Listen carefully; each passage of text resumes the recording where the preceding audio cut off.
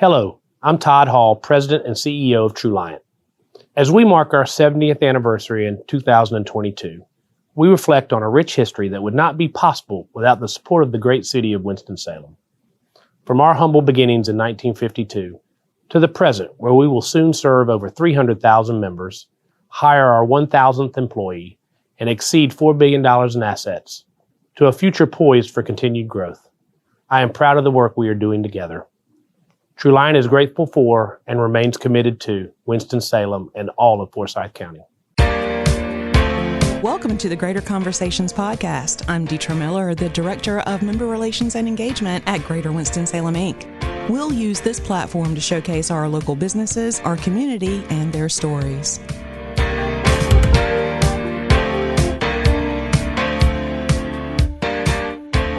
Hi, everyone. Welcome back to the show.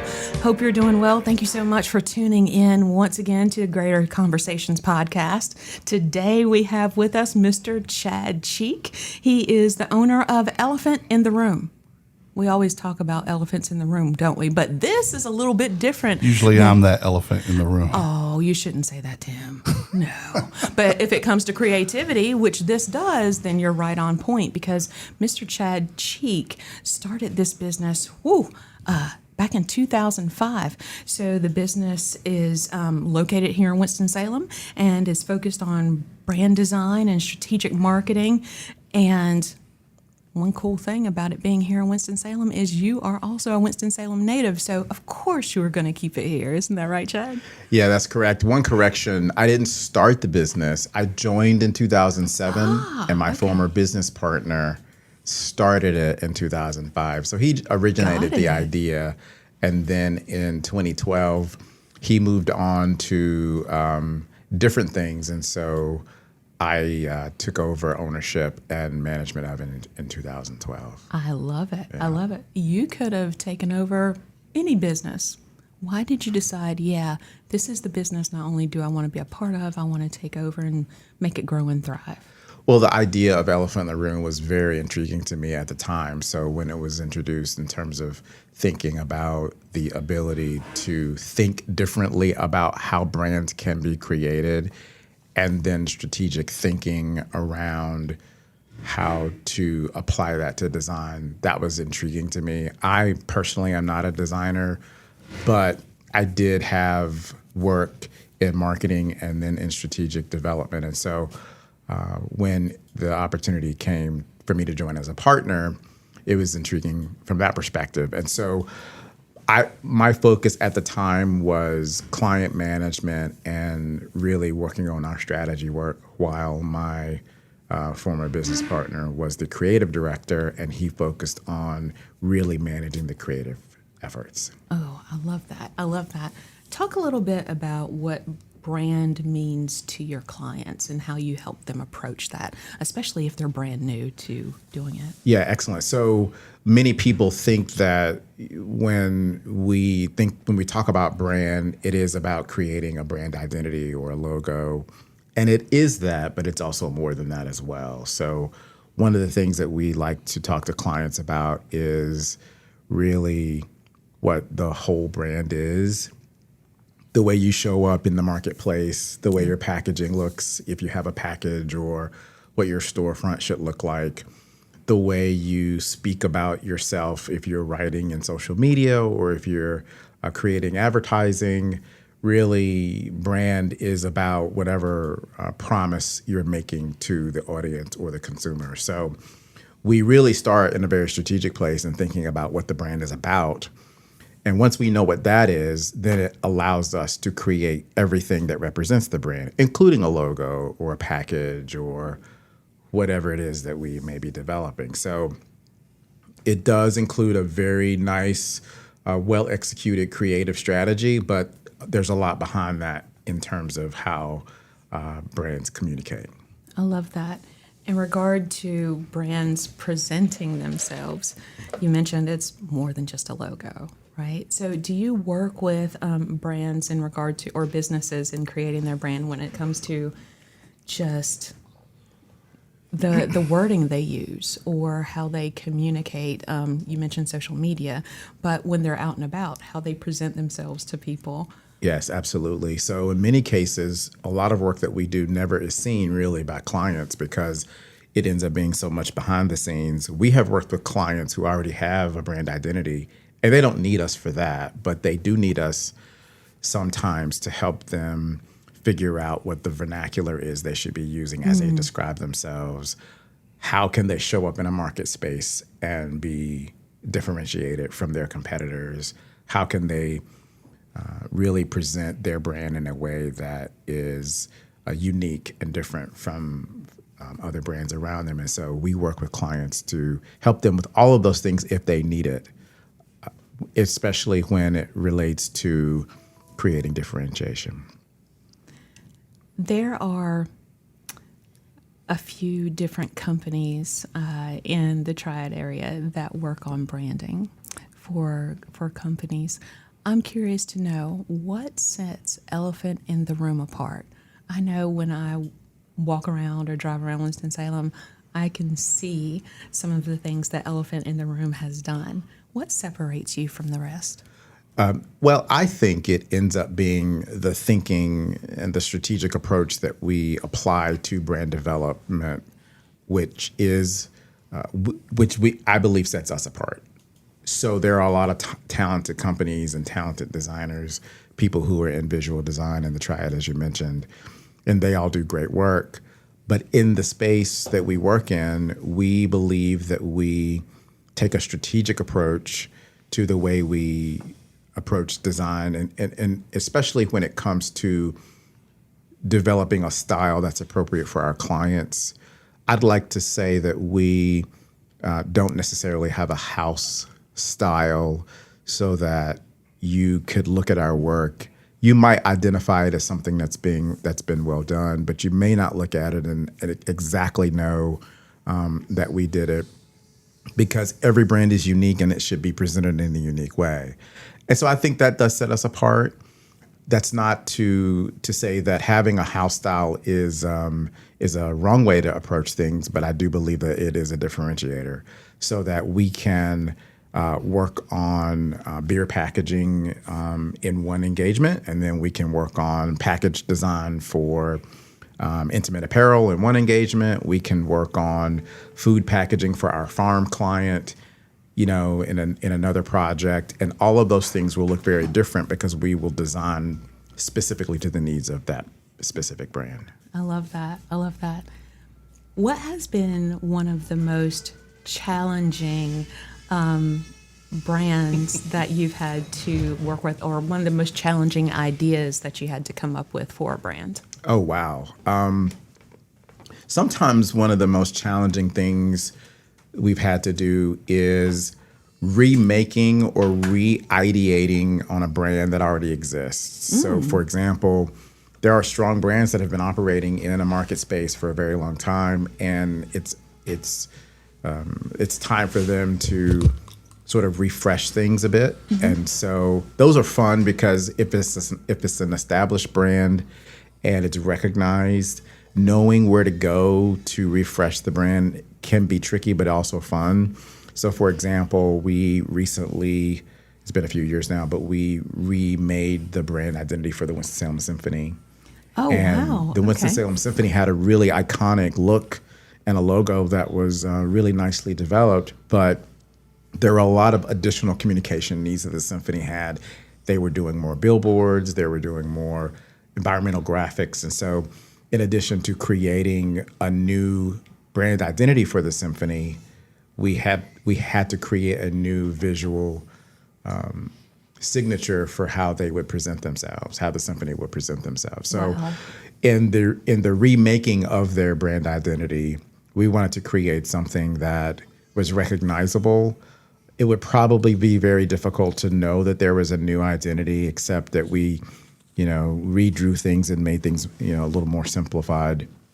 So it needed to be recognizable because it's an organization that's been around for so long, but it needed to also feel fresh. So knowing how to throttle that and knowing how to dial in something new while retaining some legacy brand aesthetic was tricky, but also pretty fun to do as well.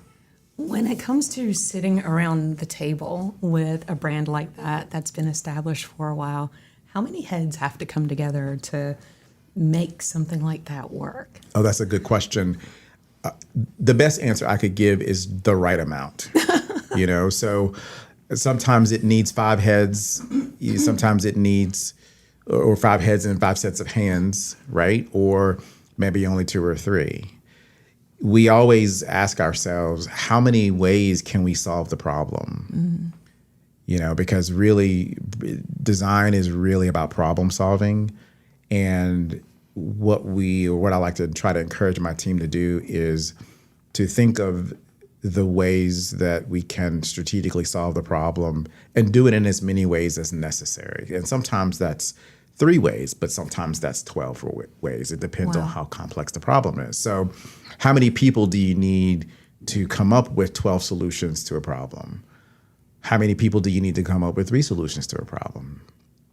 You need the right amount. So the nice thing about our team is that, and it's one unique feature of our team that I'm really very proud of, is the fact that we have the way to design for any audience. And so while we may be working on one project, we have to have the dexterity and the ability to solve problems in different ways, even though it may be 1 or 2 people working on that specific problem. And that's one of the things that I think differentiates us. Wow, that's pretty awesome. For the folks that are listening that may be thinking about their brand identity, what's some homework that you could give them before approaching a company like yours? They're thinking about doing something new, but they need to have maybe 2, 3, 4, 5 things in place. What would those things be? Oh, that's a very good question. I believe it ends up being around what they believe makes them unique, what they believe they would use as, we talk about brand attributes a lot with clients. So, brand attributes are descriptive words or adjectives that would describe the brand. So if a client is thinking about how they want their brand to be represented and they believe that it should be whimsical, well, that's important to know. Or if they believe it should be serious, that's important to know. If the brand needs to come across with a great deal of credibility, that's important to know as well. And so we encourage our clients to think about how they want their brand represented. Okay. We also encourage our clients to, especially small business owners, to separate their own personality from their brand. Oh, talk about that a little bit. Well, we often find that when people start something new, they want to associate their own personality. Like their favorite color is green, so they want their logo to be green. So it doesn't mean the logo shouldn't be green, but is that really the best approach for your brand in the space that you want to compete? And what is going to differentiate your brand? And so it isn't as though we don't want the client to be happy with what they are creating and that it shouldn't have some of their personality reflected, but the brand should be bigger than their personality, because if the business is successful, then it shouldn't really be about the personality of 1 or 2 people, but it should represent something fairly strategic about that idea or what the brand is about. And so sometimes that's the hardest thing to get folks to understand, that they can be a part of it and represent the brand, but also strategically separate their own personal views and perspectives on how the brand should operate in a way that allows the brand to stand alone. We often have to say, you may not run this business one day. This business may need to stand on its own without you. And so if that's the case, how can it stand, alone without you in a very strong and strategic way? And most people, they want to run their business forever. Of course. That's not what we're encouraging them to do, but it's a healthy way for them to think about how to present their brand strategically. I love that. So much to think about there. Well, let's go back a little bit because we talked a lot about elephant in the room, and you gave some great information in regard to branding and what the audience should think about if they're approaching recreating their brand identity. What about you? You are a Winston-Salem native. Let's talk a little bit about you and your volunteerism as well, because you are super involved in the arts in Winston-Salem. Yeah, so it's interesting. Years and years ago, I received training to the training was designed to help young people. I'm not so young anymore, but young folks, learn how to serve on boards of directors. Okay. And so that was really good training. So I got that training and I began to serve on boards. But then I was being asked to serve on a lot of boards. And I had to figure out a way to determine how I could say no and then how I could say yes to things I wanted to do. And so I got really good advice. Someone said to me, you need to draw a square around or make a box of the things that you want to be involved in and let that be the focus. So anything that didn't fall within the box, it isn't as though you wouldn't be interested in that, but you can't do everything. And so I drew a square and I said, well, I'll put arts in this box, like anything that was related to the arts. Those would be the things that I would consider. Okay. And so other things that would come up that would be interesting and things that I would personally care about, if they didn't really fit squarely in the arts category, then I would have to sort of put it aside. And so that being the case, for over the years, I've served on several arts-related boards. Currently, I am serving as the president of the chair of the Board of Trustees for the Arts Council in Winston-Salem. I had previously served on the River Run International Film Festival Board, Piedmont Opera, Wow. And several other boards locally. But at the state level, I am serving on the North Carolina Arts Council Board. That's wonderful. So I was just Okay. recently reappointed by the governor to that board. And I also serve on the North Carolina Arts Foundation Board. So that's a foundation board that's really focused on developing arts for all people all across the state Wow. of North Carolina. So I enjoy that work. I get to work with really very interesting people who care a lot about the arts as well. And I have had to really sort of narrow the focus of things that I can get engaged in because it ends up being a lot of work to do, especially from a volunteer perspective, but it's also very fulfilling work as well. And for anyone listening that, excuse me, may be thinking about visiting Winston-Salem, moving to Winston-Salem, coming to school here in Winston-Salem, what is it about our art scene that is so attractive that they might want to get involved in? Well, there's so much to do, and you can, think about or look at the calendar of events in any given weekend, and there's going to be something that would be interesting to just about everyone. And the other nice thing, I'm of course a big supporter of Winston-Salem, obviously, but because of where we are in the triad, beyond Winston, it even expands. So there is always something very interesting to get engaged in, things that are outside, things that are in theaters, and there are very talented, extremely artistic people here in this community that are creating beautiful art. And so it's just a really nice place to live because of the ability to have access to great art. 100%. 100%. Well, I'm curious to know what's on the horizon for Chad in the next few years. Well, that's a good question. I have been asked to teach at the North Carolina School of the Arts. Wonderful. And so I've been doing that now. I'm getting ready to start my second semester teaching there. Congratulations. And I'm really enjoying it. I'm teaching right now. I'm teaching Introduction to Arts Management. Wow. So it's a curriculum that I've developed, and the students there at the School of the Arts are so very focused on their craft of why they're there, but they have found this sort of ancillary course in arts management, very interesting. So to be engaged with a younger population of people, I like to call them kids because they seem like kids to me, but they're grown-ups. So that's very interesting, and I may do more of that. It's a great institution to be associated with. It's an elite arts conservatory, and we're very fortunate to have an elite arts conservatory right here in our community. And so I don't think that that school gets the due recognition that they deserve. And so to be associated, hidden gem. It is a hidden gem. And so to be associated with it is very nice for me. And there are a lot of things that we've been asked to do at Elephant in the Room that I'm really excited about.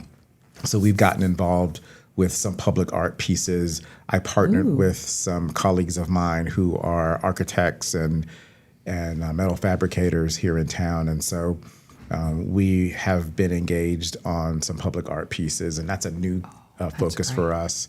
And so we're really excited about getting those pieces developed as well. So a lot going on. That here. sounds awesome. Yes, in the next little bit. Well, I'm excited for you. I'm excited for Elephant in the Room. For everyone that's listening, how do they get in touch with you or Elephant in the Room? Well, it's very easy.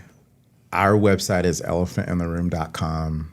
And of course, my name is Chad.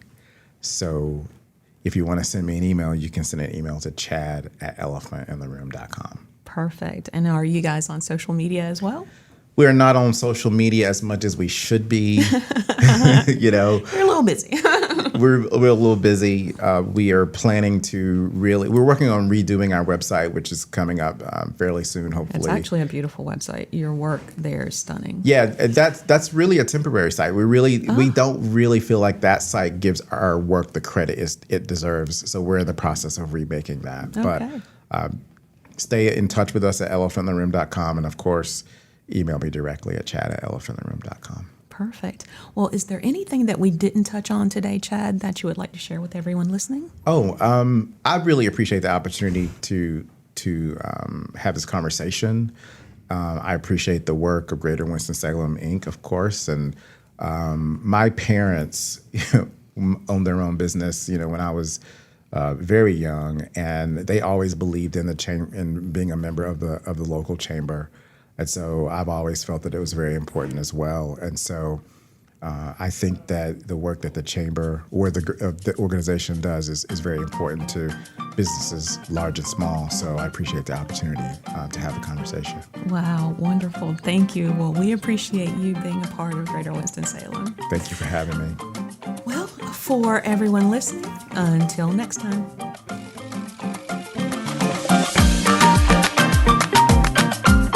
We know you enjoyed this podcast today, so join us for the next episode of Greater Conversations. By the way, you can follow us on social media. We're on Facebook, Instagram, Twitter, and LinkedIn. Be sure to smash that subscribe button. Also, be sure to visit our website at winstonsalem.com. The views and opinions stated in this podcast are solely those of the contributors and not necessarily those of our sponsors, distributors, or hosting companies. This podcast is copyrighted and cannot be reproduced without expressed written consent of Greater Winston-Salem, Inc. or your toast.